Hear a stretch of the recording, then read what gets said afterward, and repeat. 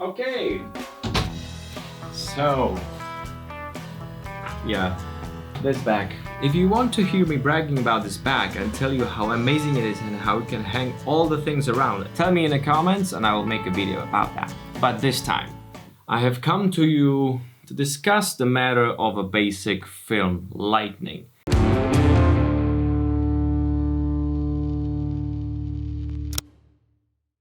So I was heading home from the work. There is this nice sun outside, creating this really warm color in the area, creating also directional light. So I thought that I would come home, set up the camera, create a nice video with how to use the sun to your advantage. And guess what? I exited the bus and there is an overcast outside.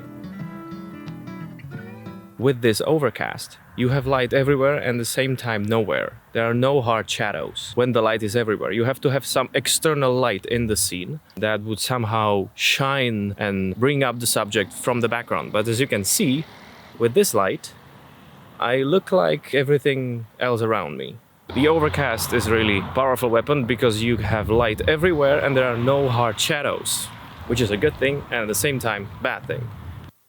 But there's a good opportunity to create a video about basics for cinematic and film lighting using battery-powered and artificial lights. So let's put 2 minutes on the clock and let's get started. A very good friend of mine told me that if you close one of your eyes and you won't perceive the frame to be three-dimensional, it's not.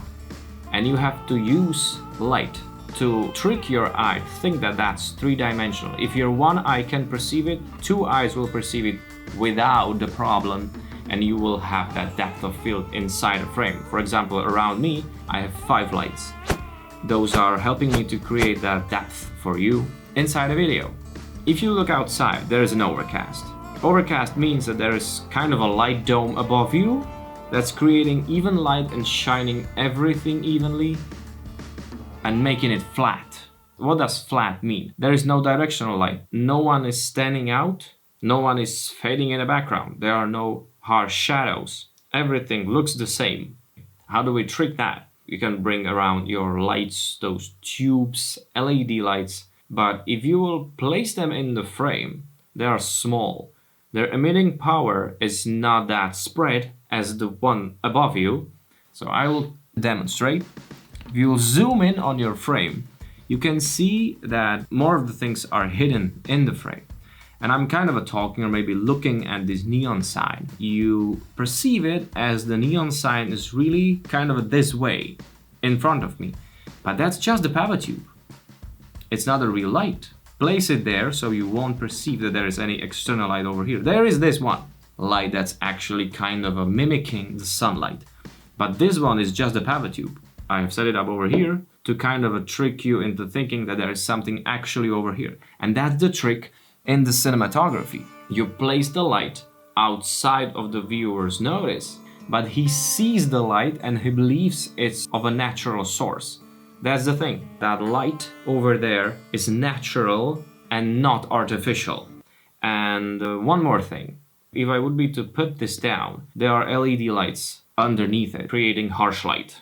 It's really sharp and creating really sharp shadows. We do not want that. We are making the light soft by putting those light domes around it, putting these things on top of the light, so the light is softer and is perceived much more naturally. Okay, so I hope that I met the 2-minute thing. Okay, let's forget about that. So how do you beat the overcast? You bring directional light, or you somehow try to use everything that you have at your own disposal to create directional light, because you have everything lighten up evenly. So you have to create directional light to really direct the eyes of a viewer throughout your scene. And let me show you what I do when this kind of forecast is outside and you want to get cinematic.